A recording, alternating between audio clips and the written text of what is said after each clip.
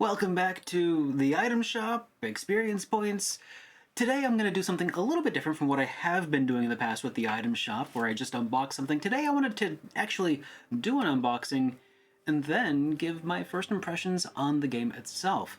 And today we're going to be taking a look at Legend of Legacy.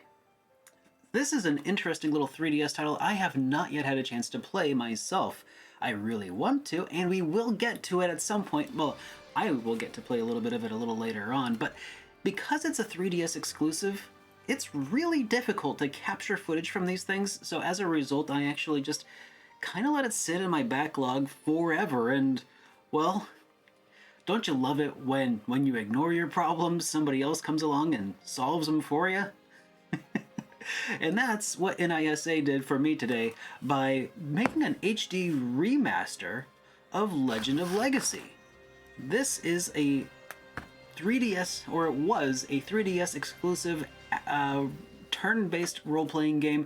It's supposed to be actually pretty difficult from what I've heard, but it also has some really interesting battle mechanics where you can actually like change your character's stance mid-battle to essentially kind of change their role, which is really unique, and I'm very interested in taking a look at it. But before we do that, I have to open up the collector's edition here and see what's inside. So why don't we go ahead and open it up. Wrong one. All right, let's go ahead and start by breaking the seal. Double checking that my audio is recording. There's a video that I'm still working on that I lost the audio for, so I'm doing my best to make it something worth watching. It's a really stressful situation, so as a result I'm very, very cautious about whether or not my audio is working. So let's go ahead and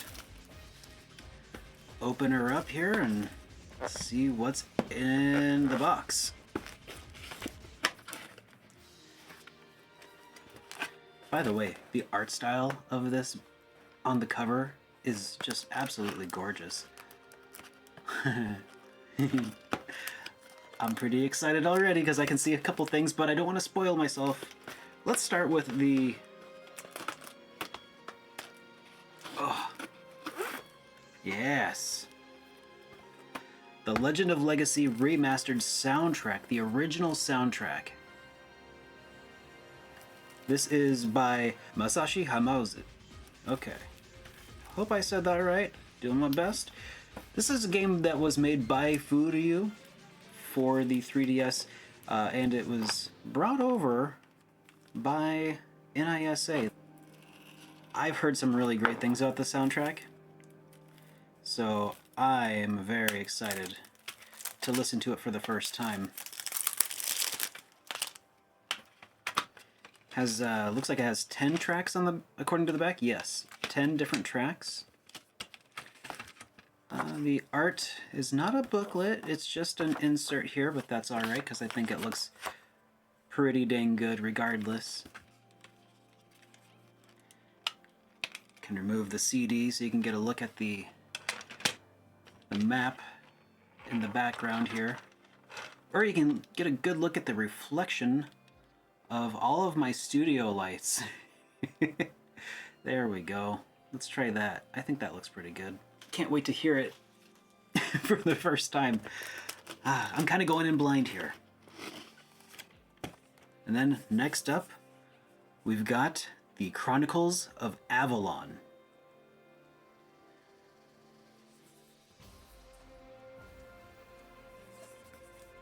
Alright, so Chronicles of Avalon. Oh man, some really beautiful art. Okay, let's see if I can get some good footage of this here if I hold this very precariously. Let's just skip a few pages at a time.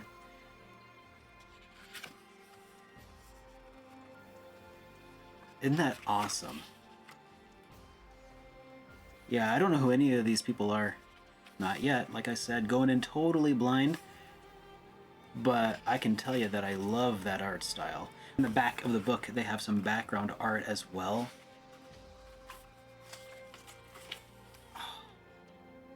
absolutely gorgeous. So that is a really nice little art book to have, especially for, this is a game that didn't hit super hard upon its initial release, though as I understand it has acquired itself quite the fan following, quite the little cult following, if you will. Yes, some of that character art on what feels like a little larger than your standard what do they call those? Postcards? Yeah, a little bit larger than a standard postcard.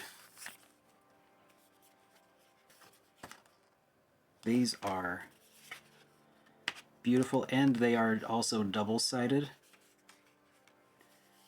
The chibi art and then the full character art. Ooh. Ooh. Smells good. Smells like, I don't know, not like a bookstore. This has a almost like a log cabin smell. Almost a little, I don't know. It's an interesting smell.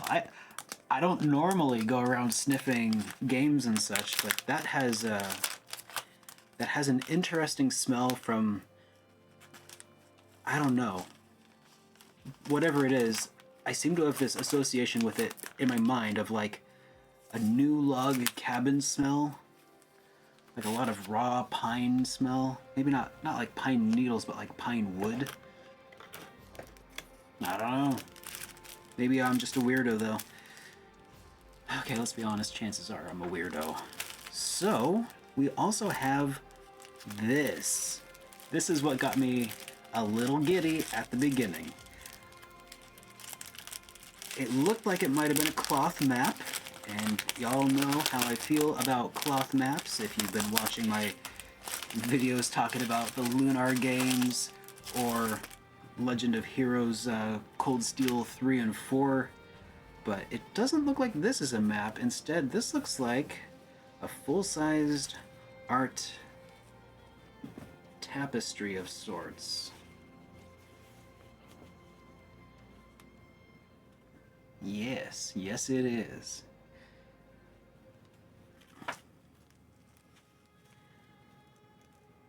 And I think that looks pretty dang good. Little less utilitarian than a cloth map, perhaps. But, still, very, very pretty. Nicely printed. Like, the level of detail on that is just really fine.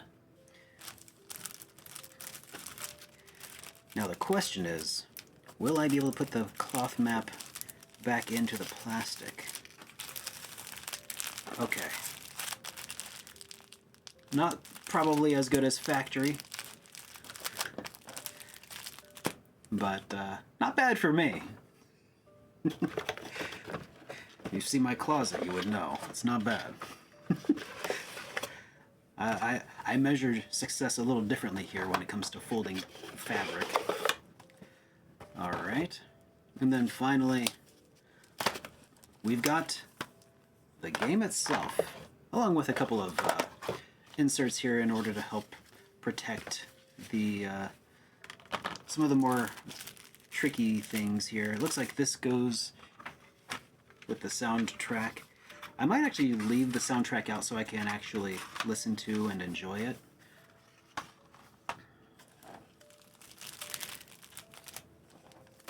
Alright, so now it's time to actually open up the game itself. And for everybody who doesn't get the collector's edition, this is what you can expect. For the deluxe edition, at least. So, let's go ahead and carefully, remember, always cut towards yourself in a sharp, jerky motion. Directly toward the eye.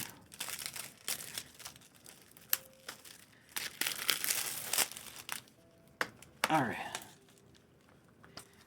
And that gives us Legend of Legacy HD Remaster for the Nintendo Switch. Oh. Let me make sure I don't have any visible download codes or something here. Got the artwork that's visible inside of the game case itself. There is a code for a digital soundtrack that is redeemable for 3 downloads. So, and it looks like it's those same 10 tracks that I saw before in the physical copy of the soundtrack, but I'm very glad to have it. And then we've got an abridged art book, the abridged version of that art book. Here, so here's that mini booklet that I was talking about. Here's that knife that I was saying I should try to not cut myself with. Alright, and the contents of that mini art book include pieces of mini art. And I think that is really nice. I miss when games used to just come with booklets, but cannot complain. If this game lives up to the hype responsibly, if this game lives up to the hype, the music will be something I'm definitely going to want to have in my personal media server for consumption. As irony would have in store for me, the majority of that video was spent out of focus and using the wrong microphone, but I had a backup microphone, so hey, whatever. Unboxing portion finished, I can't redo it, so let's just move forward with the actual first impressions. Or actually, let's reel it back a little bit, because I haven't played as much of this game as I would really like for a normal first impressions. Let's call this a 0.5 impressions of Legend of Legacy. This game is gonna be a very niche suggestion for a certain kind of RPG fan, because I know that there are certain kinds of fans out there of RPGs who are going to love this. Sometimes I am that RPG fan, the kind of RPG fan who might say in the comments, I like grinding, or I want a game that's going to challenge me. This game is not what I would call difficult. It's challenging in the sense of it requires your full attention at all times. It is going to be great for the kind of RPG player who wants to do like 100% completion runs of something, but maybe isn't super invested in the story. And like I said, I'm only a few hours in at this point, so I can't even really gauge how serious the story is going to become. But as of right now, I feel like it's just sort of one of those sort of, here's a general setup, go explore the game, explore the world, enjoy the mechanics, and the story might be there a little later on. And I know that there's a bunch of RPG fans out there like that. You talk to me every day. So keep your eyes peeled for this, guys. Let me tell you a little bit about why the mechanics of this game are interesting, though. Imagine Quest 64, but with polish, and it's finished, and it doesn't suck. I mean, Quest 64 is a little too easy to whip on. Part of me loves it, and that part of me that loves that game really loves this game, because it's one of those sorts of games where the more you use a certain kind of skill or magic or ability, the better stronger it gets. And this game is one of those sorts of games that also has a question that it asks the player, and that is, what even is a job or a class, really? Does it take a 4-year degree to learn how to use a shield to defend somebody? Or is that just an ability that's locked behind certain arbitrary standards for most RPGs? This game says, you know what? No! If you want your Bay to be your tank, you can have Bay tank, and that's okay. If you want the thief to do a lot of damage with a knife or a bow, you can do that. It's okay. Whatever you want to do. You can just assign characters different kinds of weapons, different kinds of stances, and they'll take turns taking heat for each other, or take turns blinking off enemies from a distance. And what I mean by that is, like, I had a character who was a seductress type of lady, very voluptuous. She was handed to me after I chose the rogue character, or who looked like the rogue character, but honestly, they all could be anything, like I said. And I noticed that she had a higher guard stat than other characters in my party, so I was like, oh, well, how about I give her the other character's buckler, and I put her up front and have her do the guarding, and she did just fine. Now, I'm early enough in, and let me say this, there are probably different affinities that people have for certain kinds of jobs. So there's probably going to be better characters for certain roles than others, but the game doesn't say, no, you can't do that. And I really appreciate that. It's very interesting to me. Now, the magic system is also pretty interesting because it also takes a similar approach to that. It's all about the items that you have equipped and the items that you've discovered. So I got this, some water affinity, like shields that you can cast, or things like that. And it's pretty interesting. It just lets you do whatever you want. And at the end of every combat encounter, you're healed up to maximum hit points. And I hear a lot of you saying already, oh no, that makes the game too easy. Except it doesn't, because your hit points are not super huge pools of infinity, hit points. It's knocked down a peg, and every time you fall in combat, your maximum hit points decreases pretty substantially. And as you continue to fall in combat, as I did, they can decrease very substantially. I was down to about like 60% hit points at one point, before I decided to finally backtrack to the inn and rest to regain my full maximum hit points. So mechanically, this is a really interesting game. There's also this whole other side mechanic of cartography. As you traverse the world of the game, you try to complete these maps, which you can then redeem for money. You can sell your maps for money, which is like a big source of income for the game because the monsters and things don't seem to drop that much loot. So this is, again, one of those sorts of games that's gonna give you a lot of little things you can do to grind and gain money and equipment. And even though I picked one character at the start from a multitude, 8 different characters, just like Octopath Traveler, and as soon as the game really got started, I was provided 2 additional characters. I went to town and talked around, and I got 2 additional party members I could switch in from the inn. But all of that to say is, the more you use certain characters' abilities and skills, the higher those levels get.